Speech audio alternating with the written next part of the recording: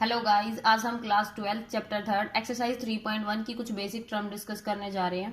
तो देखिए हम शुरू करते हैं मैट्रिक्स। पहले हम देख लेते हैं मैट्रिक्स होता क्या है। लेट अस सपोज हमारे पास कोई इन्फॉर्मेशन है, जिसे हम लिख लेते हैं राधा। राधा कोई लड़की है, उसके पास जैसे कि हमें इन्फॉर्मेशन दी गई है कि उसके पास कुछ नोटबुक्स हैं और कुछ पेन्स हैं। हो सकता है कोई और लड़की है इशिका, उसके पास भी कुछ नोटबुक्स हैं और कुछ पेन्स हैं। मान लेते हैं राधा के पास 5 नोटबुक्स हैं और 6 पेन्स हैं। सेम इशिका के पास 3 नोटबुक्स हैं एंड 4 पेन्स हैं। देखिए गाइज, ये हमें क्या दिया हुआ है, एक टेबुलर फॉर्म, एक टेबुलर डाटा दिया गया है। इसको ही अगर हम ऐसे लिखते हैं 5 6 3 4, तो यही हमारा मैट्रिक्स का रूप हो जाएगा। इसे ही हम मैट्रिक्स बोलेंगे। ऐसा नहीं था कि अगर ये इन्फॉर्मेशन नहीं दी गई होती या फिर राधा राधा के बारे में बोला गया होता तो हम क्या लिखते 5 6। यहाँ क्या पता लग रहा है कि राधा के पास 5 नोटबुक्स हैं और 6 पेन्स हैं, तो ये भी एक मैट्रिक्स है। उसके बाद सेम सिर्फ राधा और ऋषिका के पास नोटबुक्स थी, तो ऐसे लिख सकते थे कि 5 notebooks have Radha and Rishika have 3 notebooks. तो ये भी एक मैट्रिक्स है, हो सकता था। और इन्फॉर्मेशन हमें ना दी गई हो, सिर्फ ये बताया गया हो कि राधा के पास 5 नोटबुक्स हैं, तो ये भी हमारी क्या है, एक मैट्रिक्स है। उसके बाद मैट्रिक्स के बाद इसकी कुछ टाइप्स हैं और इसका ऑर्डर है, वो हम देख लेते हैं। तो देखिए मैट्रिक्स का ऑर्डर क्या होता है। जैसे आप यहीं देख रहे हैं, ये हम लेफ्ट टू राइट जा रहे हैं 5 to 6, सेम 3 to 4 जा रहे हैं लेफ्ट टू राइट, तो ये हमारी क्या होती है, रोज। अगर हम अप टू डाउन आ रहे हैं यानी 5 to 3 6 to 4, इन्हें हम क्या बोलेंगे, कॉलम्स।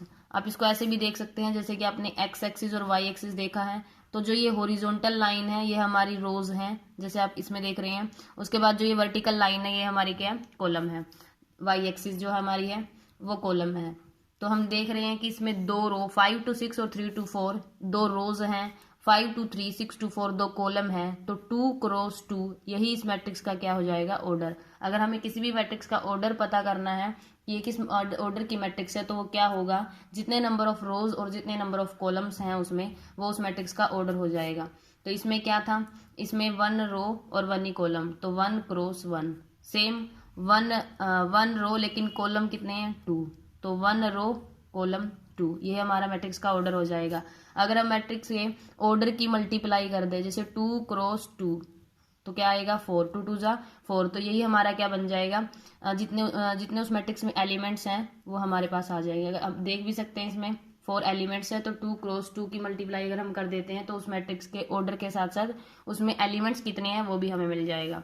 उसके बाद इसकी कुछ टाइप्स हैं वो हम देखते हैं, जैसे कि आप अपनी एनसीईआरटी बुक्स में भी देख सकते हैं। तो हम शुरू करते हैं। फर्स्ट इसकी टाइप्स हैं कॉलम मैट्रिक्स। अब कॉलम मैट्रिक्स होता क्या है, देखिए कॉलम मैट्रिक्स क्या होता है। A matrix is said to be column matrix if it has only 1 column. Definition से ही क्लियर है कि ऐसी मैट्रिक्स जिसमें कॉलम सिर्फ क्या हो, एक। जैसे 5 6 7, आप कुछ भी एग्जांपल ले लेते हैं, 1 2 3, इसमें कॉलम नंबर ऑफ कॉलम्स कितने हैं, 1, लेकिन रोज कितनी है, 1 2 3। तो हम इसको लिखेंगे कैसे, जनरली आप बुक्स में देखेंगे तो हमें ऑर्डर किस तरीके से डिफाइन किया गया है, m क्रॉस n। जरूरी नहीं आप a क्रॉस b या i क्रॉस j, आप कुछ भी ले सकते हैं। बस बात क्या है कि ये m क्या दिखाएगा हमें, नंबर ऑफ रोज, यानी कितने नंबर ऑफ रोज किसी भी मैट्रिक्स में है वो m हो जाएगा, और कितने उसमें नंबर ऑफ कॉलम्स हैं वो हमारे n हो जाएंगे। सेम a और b, i और j भी हमें यही देंगे। तो बेसिकली अगर आप बुक में देखेंगे तो हमें ऑर्डर दिया गया है किसी भी मैट्रिक्स का, तो m क्रॉस n। उसके बाद अगर हमें इसका बताना हो, ये कॉलम मैट्रिक्स है, तो जैसे कि आपने डेफिनेशन में पढ़ा है, कॉलम मैट्रिक्स क्या होती है, जिसमें 1 कॉलम हो, तो n की वैल्यू हमेशा 1 रहेगी, और m क्रॉस n यानी m की वैल्यू यानी नंबर ऑफ रोज उसमें कितनी भी हो सकती हैं। तो ऐसी मैट्रिक्स जिसमें नंबर ऑफ रोज कितने भी हों लेकिन कॉलम सिर्फ एक ही हो, उस मैट्रिक्स को हम क्या बोलते हैं, कॉलम मैट्रिक्स। इसमें अगर आप इसको बेसिक मतलब ऑर्डर पता करना हो कॉलम मैट्रिक्स का, तो यह n की वैल्यू फिक्स्ड रहेगी, m की वैल्यू कुछ भी हो सकती है। उसके बाद इसका सेकंड टाइप है रो मैट्रिक्स। अब रो मैट्रिक्स क्या होता है, जस्ट इसका रिवर्स कर दीजिए। ये 5 6 7, देखो 5 6 7 कॉलम मैट्रिक्स क्या थी, जिसमें एक कॉलम हो, तो रो मैट्रिक्स क्या हो जाएगा, जिसमें रो एक हो। तो 5 6 7 को हम ऐसे भी लिख सकते हैं, 5 6 7। इसमें रो कितनी है, रो इसमें एक है, कॉलम कितने हैं, 1 2 3।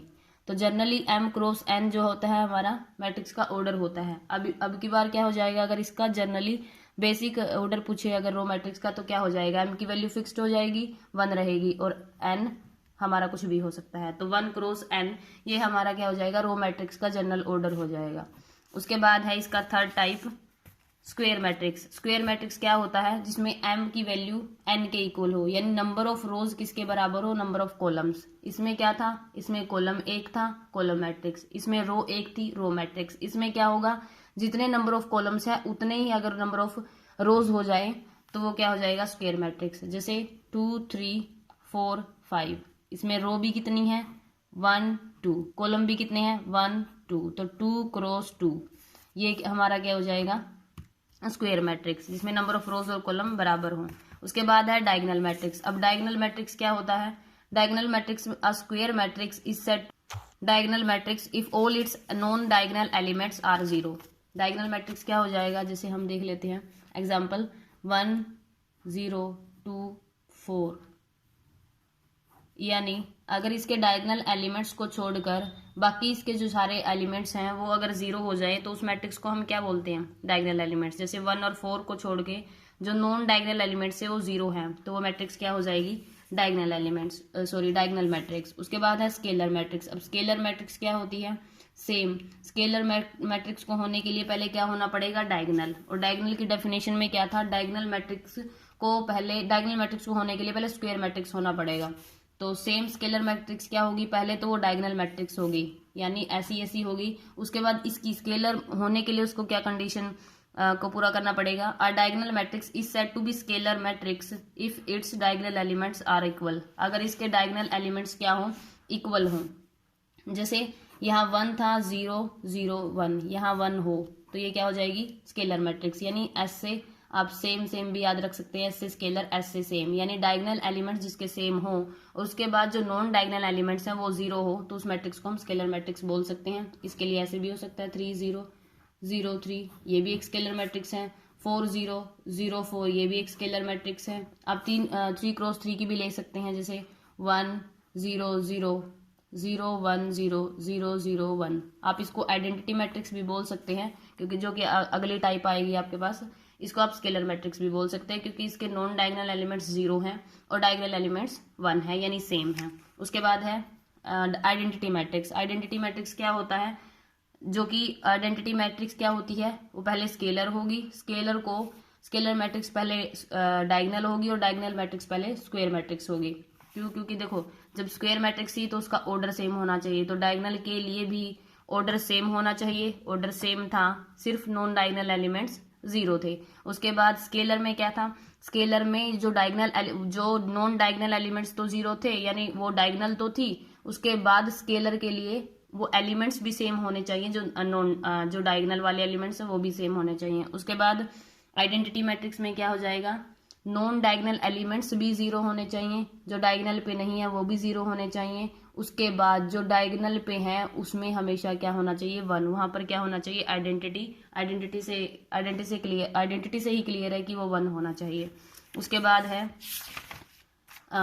Zero matrix. अब जीरो मैट्रिक्स क्या होता है, zero matrix, a matrix is said to be zero matrix और null matrix if all its elements are 0। जैसे कि आप देख रहे हैं कि ऐसी मैट्रिक्स जिसके सभी एलिमेंट्स 0 हो उसे हम क्या बोलते हैं, जीरो मैट्रिक्स। जैसे 0 0 0 0, ये हमारी क्या है, एक जीरो मैट्रिक्स है। आप इसे भी बोल सकते हैं ये जीरो मैट्रिक्स है या फिर नल मैट्रिक्स है। उसके बाद एक और टर्म है इसमें, इक्वालिटी ऑफ मैट्रिक्स, यानी दो मैट्रिक्स इक्वल कब होंगी। तो जैसे कि हमने लिखा they are of the same order. First दो मैट्रिक्स को इक्वल होने के लिए फर्स्ट कंडीशन क्या होनी चाहिए, they are of the same order, यानी उनका ऑर्डर सेम होना चाहिए। लेट अस सपोज, हम एग्जांपल ले लेते हैं, जैसे कोई एक मैट्रिक्स है ए और दूसरी मैट्रिक्स है बी। इन दोनों मैट्रिक्स को हमें इक्वल दिखाना है, तो फर्स्ट कंडीशन क्या होनी चाहिए, दोनों मैट्रिक्स का ऑर्डर सेम होना चाहिए। ऑर्डर अगर ये 2 क्रॉस 2 की है ए वाली, तो बी भी क्या होनी चाहिए, 2 क्रॉस 2 की, 2 क्रॉस 2 ही उसका ऑर्डर होना चाहिए सेकंड वाली का भी। तो सेकंड कंडीशन क्या है, each elements of A is equal to the corresponding elements of B, यानी जो फर्स्ट के एलिमेंट्स हैं वो बिल्कुल मैच करने चाहिए, कॉरस्पॉन्डिंग एलिमेंट्स के साथ मैच करने चाहिए बी वाले के। जैसे हम एग्जांपल ले लेते हैं 2 4 0 2, ये ए मैट्रिक्स है, तो बी भी हमारी क्या होनी चाहिए, 2 4 0 2, ये हमारी बी मैट्रिक्स है। तो इसका ऑर्डर भी 2 क्रॉस 2 है, इसका ऑर्डर भी 2 क्रॉस 2 है। इनके क्रॉसपोंडिंग एलिमेंट्स जैसे 2 2 4 4 0 0 2 2 इसके क्रॉसपोंडिंग एलिमेंट्स भी सेम आ रहे हैं। तो ऐसी मैट्रिक्स को हम क्या बोलेंगे? इक्वल मैट्रिक्स, यानी A is equal to B matrix. Thank you guys.